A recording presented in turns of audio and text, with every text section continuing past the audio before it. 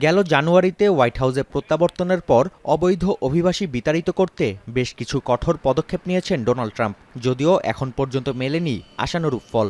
Biden প্রশাসন প্রতি মাসে গড়ে ৫৭,০০০ অভিবাসী বিতাড়িত করলেও ট্রাম্প প্রশাসনের ক্ষেত্রে এই সংখ্যা প্রায় ৩৮,০০০। এমন পরিস্থিতিতে কিছুটা ভিন্ন পথে হাঁটলেন মার্কিন প্রেসিডেন্ট।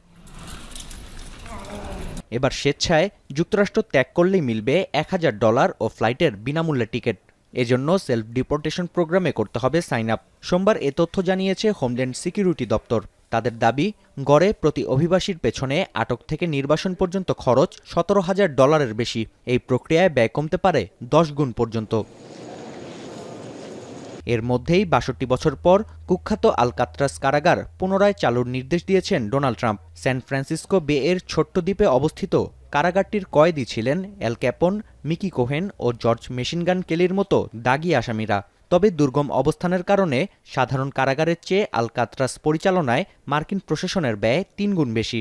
এ কারণে ১৯৬৩ সালে বন্ধের পর কারাগারটি ব্যবহার করা হচ্ছে জাদুঘর হিসেবে।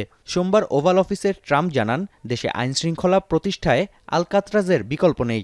Nobody's ever escaped from Alcatraz and just represented something strong having to do with law and order. We need law and order in this country. And so we're going to look at it. Some of the people up here are going to be working very hard. এদিকে অভিবাসী অনুপ্রবেশ ঠেকাতে Mexico সীমান্তে কাঁটাতারের বেড়া স্থাপন করেছে যুক্তরাষ্ট্র। বিষয়টিতে বাধা না দিলেও মার্কিন সেনাদের মেক্সিকোয় প্রবেশের বিষয়ে ট্রাম্প প্রশাসনের প্রস্তাব প্রত্যাখ্যান করেছেন দেশটির president.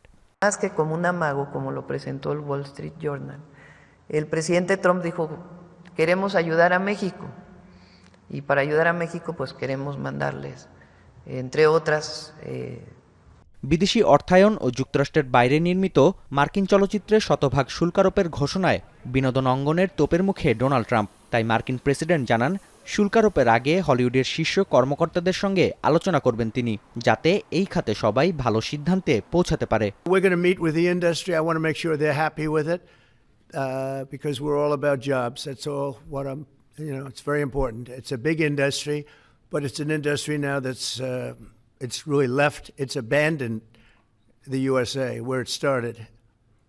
And we'll get it back. এদিকে যুক্তরাষ্ট্রের সামরিক বাহিনী থেকে 4 তারকা জেনারেল ও অ্যাডমিরালের সংখ্যা 20% কমানোর নির্দেশ দিয়েছেন পিট হেগসেথ। মার্কিন প্রতিরক্ষা মন্ত্রীর দাবি, অতিরিক্ত জেনারেলের অর্থ বাড়তি সফলতা অর্জন নয়। এছাড়াও 10% জেনারেল ও ফ্ল্যাগ অফিসার ছাঁটাইয়ের নির্দেশ দেওয়া হয়েছে। নাফি আরমান মনন, এখন বিশ্ব। কালার এক্সপার্ট, জর্জ স্যাপ এবং মাইল্ড অন হ্যান্ডস টেকনোলজি সমৃদ্ধ অরিক্স ক্রিস্টাল ওয়াশ আপনার লন্ড্রি এক্সপার্ট।